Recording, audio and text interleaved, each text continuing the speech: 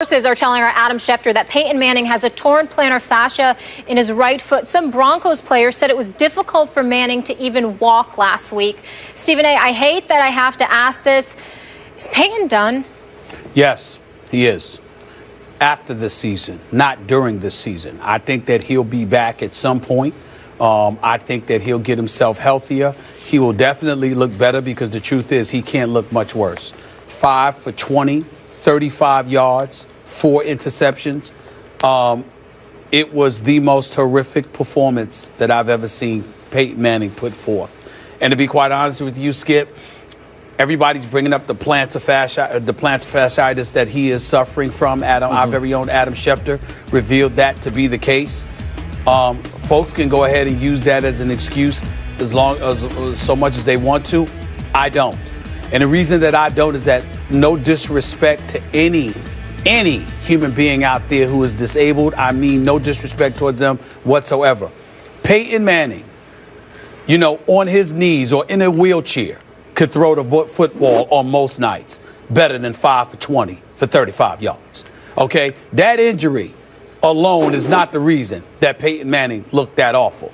Peyton Manning, age, attrition, getting beat down, etc. He's not what he used to be. 9 touchdowns, 17 interceptions this year. He's not himself.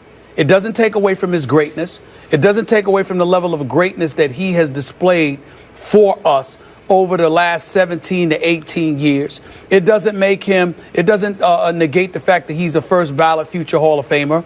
It doesn't negate the fact that he's one of the greatest quarterbacks to ever play, or that, as you call him, he's the greatest regular season quarterback to have ever played the game of football. None of that takes away anything from the greatness of Peyton Manning.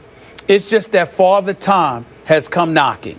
And even though I still think that he has the ability, once this plantar fasciitis heals, to resurrect himself and get going and be more than formidable, and he has the potential to give us flashes of greatness because he has that much greatness in him, I think it's clear that this is it for him. This is the last run. I don't believe that we will see Peyton Manning back after this season. I think it's over. I hear all the points you just made. I'm not sure I agree with you on this one. The problem that we're going to have a hard time debating is just how hurt he is. I'm not his doctor. I'm not a doctor. So we're shooting a little bit in the dark here. But I will tell you this.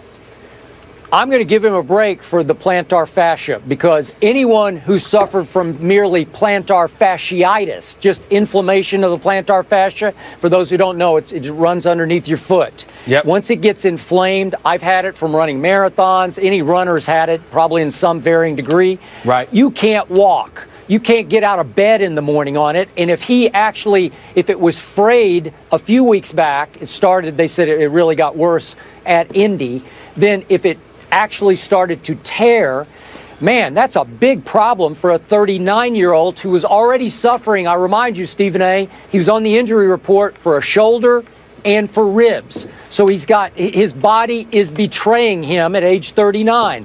It's Kobe-esque. It's what Kobe's battling with all these big injuries Kobe's had to fight through. His body won't stay healthy. Peyton's obviously playing a more violent game than Kobe, can't stay healthy. But again, I'll do whatever case scenario you want to make this, best or worse. It's possible that Peyton's done for the rest of this year, but does that mean he's done for next year? I don't know that. It sounds like he's been battling through all sorts of various degrees of injuries all year long. And again, if you've got plantar fasciitis alone, it would be hard to push off. It would be hard to get any velocity on your throws. And again, if Peyton Manning at 39 is just throwing only with his upper body and no legs, I can see where he'd lose a whole lot of velocity. So I'm going to give him a break on that score. Again, the year has been pretty miserable, but I keep reminding you, there have been about 3 fourth quarters when Peyton Manning's looked pretty much like Peyton Manning. I remember the game at Kansas City. You remember the night game. Yesterday against Kansas City at home, he did not look like Peyton Manning. It was abysmal, and I thank Gary Kubiak for saying, hey, it's on me. I should have stepped up. Clearly, he knew the doctor's internal reports. He should have just said no. I know you're Peyton Manning, but we can't risk you out there in this shape that you're in because you're borderline unplayably hurt right now. Well, so they let him try, and he got embarrassed. Well, let me lean on your expertise, Skip, in terms of what you talked about with the plantar fascia, okay? Peyton Manning is completing less than 60% of his passes for the first time since 2008. Since 2008, he's completed a minimum of 66% of his passes. All right, so whatever you want to point to as it pertains to his plantar fascia, did he come into the season with it? I have no knowledge of that. If it's something that, from my understanding, it's something that has developed over the last few weeks. But this guy is completing less than 60% of his passes. He's got nearly double the amount of interceptions than he has in touchdowns. Don't get me started with his QBR or his overall quarterback rating, because right now it just isn't that impressive. He's got a QBR, Skip, of 45, if I remember correctly, and a completion percentage, quarterback rating rather, of 67.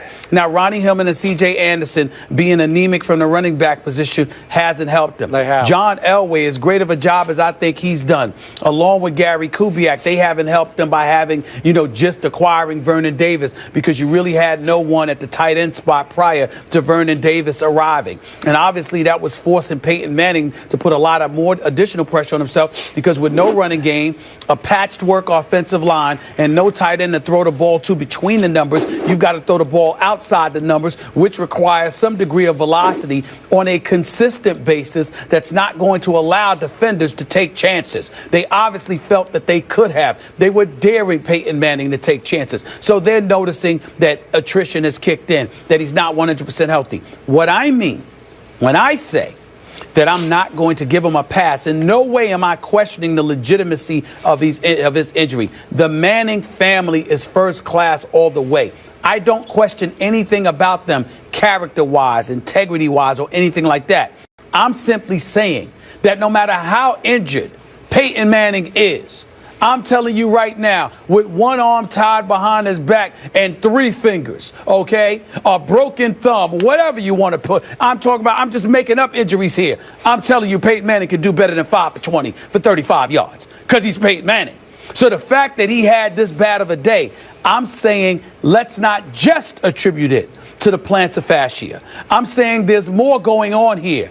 There's the age of attrition. There's that birth certificate that keeps collecting dust. There's your body being worn down. There's the 4 neck surgeries from a few years ago. There's a multitude of things that have come into the equation that has led me to the conclusion that his time has arrived, that he will say goodbye, because I think Peyton Manning has too much pride to just hang around and be average. If he can't be great and can't be that leader you know him to be, I don't believe he's going to stick around and deal with it. Just like the more I watch Kobe right now, the more I'm convinced Kobe ain't coming back after this season. This is it. Yeah, I hear you. Well, I hear what you're saying. Again, I told you, I prefaced my comments by saying it's hard to know how hurt he was yesterday, so we're shooting in the dark there. I'm going to guess he was way more hurt than you think he was. That's fair. I think it was so debilitating that he shouldn't have been out there, and it was a disaster, obviously. But I will tell you, he got that team to a 3-game lead even now in its division. And I thought at times he was pretty good this year. He's better than a lot of starting quarterbacks. He still is. So I thought he played well enough to still think in the back of his mind, if I'm healthy, I can still play this game. Now, what happens down the stretch right now? Could he get healthy in 2 games? Can they win a couple games or 1 game with Brock Osweiler? I have no idea. I will tell you this. Bottom line to this discussion, you had already predicted that Denver would take care of New England's unbeaten streak. Remember, at Denver in a couple of weeks. Doesn't look good now. I don't know. Maybe that's a break for Brady. Again, no Edelman, but now maybe no Peyton. So maybe it does look good for Tom Brady. I'll tell you this, Brock Osweiler ain't beating New England. I promise you that. No. I'm pretty sure that's true. And I'll tell you this, a lot of people are picking up Brock Osweiler on their fantasy teams. Manning still one game shy of breaking his tie with Brett Favre of most wins by a starting quarterback in NFL history. Coming up, another Super Bowl MVP is struggling. Is Green Bay packing it in?